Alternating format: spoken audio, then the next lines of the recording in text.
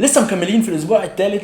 لو وصلك الفيديو انزل اشترك في القناه. وماتش مانشستر سيتي وشيفيلد يونايتد، حقيقي كنت طلعت بعد ماتش السوبر الاوروبي واتكلمت وقلت قلت ان ده هيبقى شكل مانشستر سيتي، خاصه في غياب دي بروينا وغياب برناندو سيلفا. ليه؟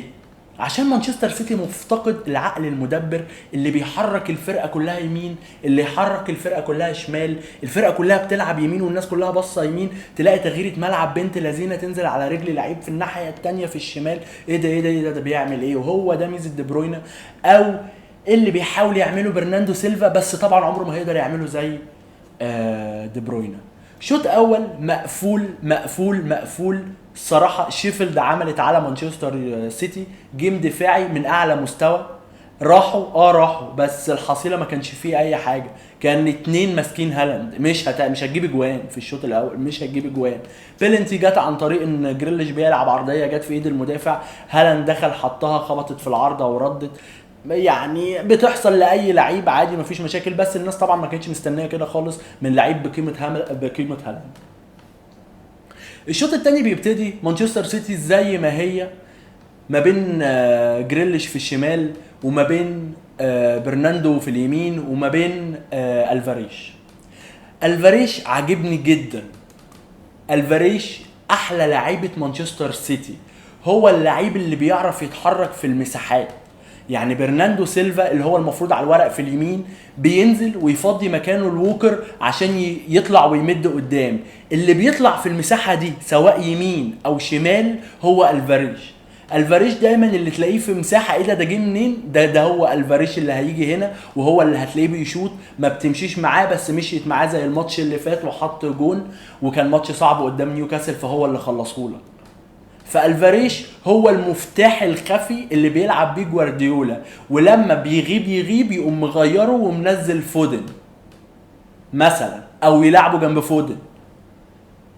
ولما بيحب يلعب بكتره هجوميه بيلعب بيهم هما الاثنين، زي ما شفنا لما تعادلوا نتيجه ثقه زايده غير مبرره غير مسموحه دلوقتي في الوضع الحالي بتاع مانشستر سيتي، اللي هي ما عندهاش امكانيه خلق فرص كتيره. فلما نجيب جون بعد اذنكم يا لعيبه غاليه ننام عليه، ما نلعبش في فزلكه. ده عكس اللي ووكر عمله. فووكر جاي بيلعب في كعبه جنب الجون عند منطقه الجزاء، فرغم ان فرقه ضعيفه زي شيفيلد يونايتد ادهم جون 1-1، كلين شيت ضاعت من الولا حاجه.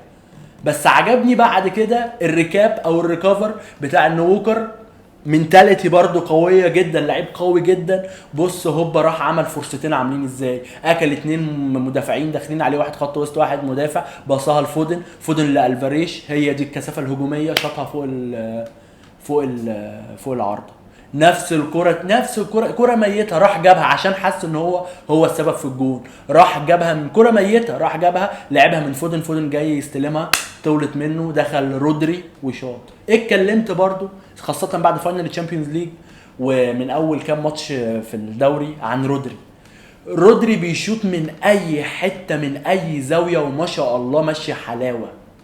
رودري اتعمل له تطوير، ودي حلاوه بيب برضه. انا لما اتكلمت عن النقطه دي قلت برضه الكلام ده، حلاوه بيب ان هو خلاه من سي دي ام عادي لسي دي ام بيجيب اجوان وبيخلص بطولات وبيخلص له ماتشات دوري وكاس وفاينل وكل حاجه. رودري بتلاقيه في اي حته هو واخد جاهز الكوره، حط الكوره قدام رجلي ما وبص الناحيه الثانيه، بعد كده هتلاقي الفرقه بتسنتر عادي خالص، روح هاتها من الشبكه. فمانشستر سيتي بقى عندها في كل حته لعيب شويط ما شاء الله. كلنا عارفين كوفازيتش بيشوط، رودري بيشوط، جريليش وارتوهاتو، فودن من اي حته، الفاريز بيشوط، هالاند بيشوط، ووكر بيشوط.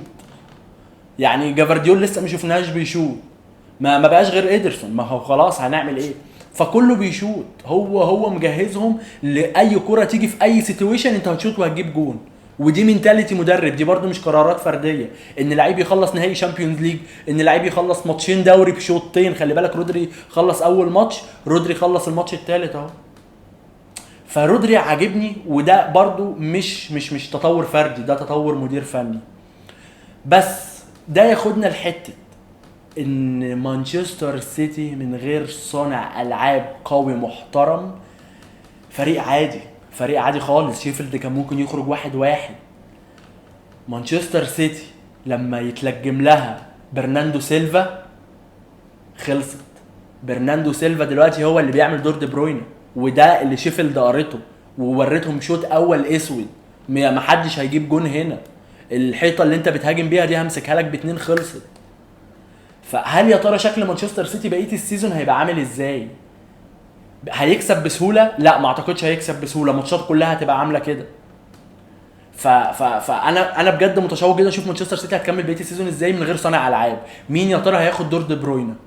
بس اخدوا الثلاث نقط وخرجوا الحمد لله يعني، وكسبوا. ودلوقتي السيتي فرق اهي دلوقتي اول دوري. ده كان كل حاجه ليها علاقه بماتش مانشستر سيتي وشيفيلد يونايتد. لو وصلك الفيديو اشترك في القناه. شكرا، اشوفكم على خير الاسبوع الجاي.